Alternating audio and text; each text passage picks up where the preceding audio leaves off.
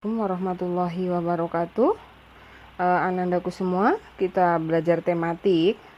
Tema 4C, subtema 1, pembelajaran 1. Yaitu kita belajar muatan pelajaran bahasa Indonesia tentang kata tanya. Ya, di sini kalian bisa simak yang ada di buku cetak kalian ya, halaman 8. Kita belajar tentang kata tanya ya. Kata tanya yang pertama itu kata tanya apa. Kata tanya apa digunakan untuk apa? Kata tanya apa ini digunakan untuk menanyakan benda, keadaan atau perbuatan. Ya. Contohnya adalah apa makanan pokok masyarakat Papua? Jawabannya adalah makanan pokok masyarakat Papua adalah sagu. Ya. Kemudian contoh kedua, apa manfaat wortel bagi tubuh? Jawabannya adalah wortel bermanfaat untuk kesehatan mata ya. Itu contoh dari kata tanya apa. Kemudian yang kedua adalah kata tanya siapa. Kata tanya siapa biasa digunakan untuk menanyakan apa? Menanyakan orang atau pelaku. Ya, contohnya adalah siapa yang hari ini tidak masuk kelas? Siapa yang hari ini belum mengerjakan tugas? Siapa yang hari ini telat absen? Nah, itu termasuk contoh dari pertanyaan dengan menggunakan kata tanya siapa ya. Jadi untuk menanyakan orang atau pelaku. Ya, jawaban di sini adalah siswa tidak masuk hari ini adalah Bella. Ini contohnya. Ya. Kemudian yang ketiga adalah kata tanya bagaimana. Ya, kata tanya bagaimana ini digunakan untuk menanyakan keadaan atau kejelasan tentang suatu hal, ya. Untuk menanyakan keadaan atau kejelasan tentang suatu hal. Contohnya, bagaimana keadaan nenek di desa? Jawabannya adalah keadaan nenek di desa sehat, keadaan enak di desa baik-baik saja. Nah, itu contohnya seperti itu ya. Bagaimana cara merawat tanaman? Nah, bagaimana cara belajar yang benar? Nah, itu adalah contoh dari kata tanya bagaimana untuk menanyakan keadaan atau kejelasan tentang suatu hal. Kemudian yang selanjutnya adalah kata tanya berapa ya.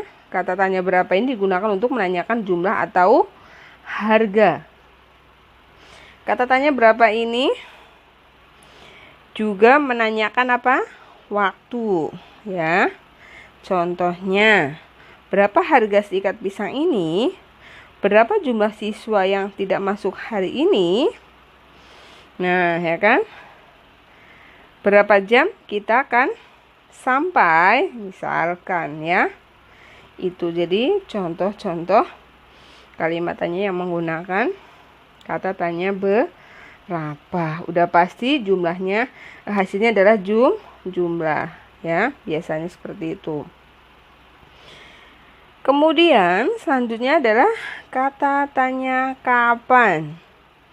Ya, kata tanya kapan ini digunakan untuk menanyakan waktu berlangsungnya kejadian atau suatu peristiwa, baik akan, sedang, atau telah terjadi ya. Jadi kapan ini digunakan untuk menanyakan waktu. Contohnya, kapan diselenggarakannya pertandingan? Ya, kapan diselenggarakannya pertandingan basket antar sekolah? Atau kapan padi di sawah akan dipanen? Nah, jawabannya pertandingan basket akan diselenggarakan pada hari Minggu. Padi di sawah akan dipanen bulan depan. Itu adalah contoh daripada kata tanya kapan ya. Kemudian yang selanjutnya ada kata tanya mengapa. Nah, kata tanya mengapa ini biasanya digunakan untuk menanyakan suatu lasan. Mengapa tumbuhan di tempat ini layu? Ya. Mengapa kamu terlambat mengumpulkan tugas? Ya kan? Mengapa kamu tidak masuk sekolah hari ini? Atau mengapa kamu tidak masuk sekolah kemarin? Nah, itu ya. Jawabannya, tumbuhan di tempat ini layu karena kekurangan air. Aku tidak masuk sekolah kemarin karena sakit. Nah, semuanya karena membutuhkan alasan. Jadi, kata tanya mengapa itu menanyakan suatu alasan. Kemudian, halaman berikutnya, kita belajar tentang halaman 12. Pelestarian sumber daya alam, ya. Jadi, agar sumber daya alam tetap lestari, tetap bisa dimanfaatkan, tentunya kita harus melakukan pelestarian. Bagaimana caranya? Yaitu satu, kita melakukan reboisasi atau penghijauan kembali. Kemudian cara yang kedua dengan cara apa? Tebang pilih. Apa itu tebang pilih? Kita hanya bisa menebang pohon-pohon yang sekiranya sudah tua, ya.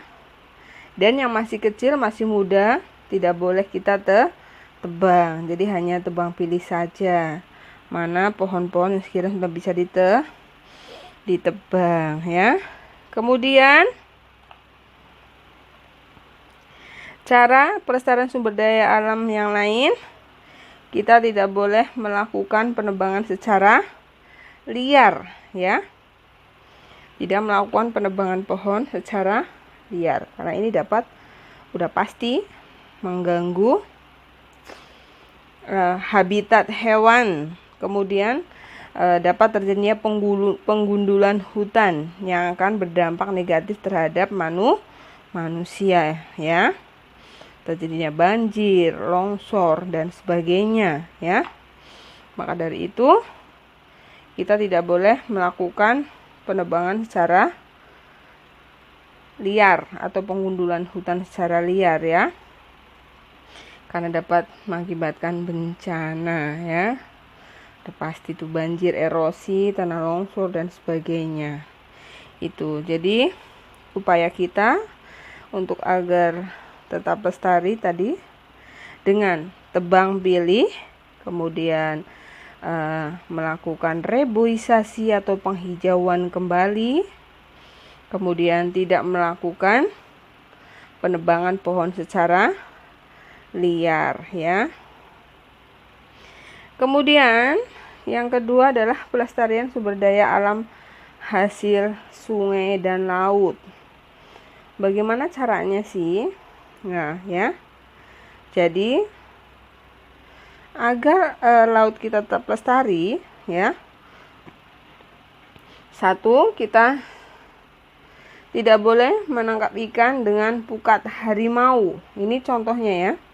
Dengan menggunakan pukat harimau, karena ini akan sangat merusak sekali, ya, ekosistem yang ada di laut.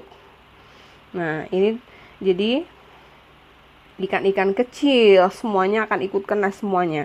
Jadi nanti lama-kelamaan ekosistem laut terganggu dan rusak. Itu, ya. Kemudian kita juga tidak boleh menangkap ikan dengan bom, ya, menggunakan bom. Ini juga dapat merusak ekosistem laut. Maka dari itu kita harus menghindarinya, ya. Kemudian sampah juga, ya. Kita tidak boleh membuang sampah. Kemudian apalagi tidak boleh menangkap ikan dengan pukat harimau. Kemudian menggunakan bom, racun, listrik, dan sebagainya, ya. Itu adalah upaya-upaya kita yang dilakukan untuk agar laut tetap lestari, ya. Paham ya, itu penjelasan yang singkat dari Bu Ning. Semoga manfaat. Bu Ning akhiri. Assalamualaikum warahmatullahi wabarakatuh.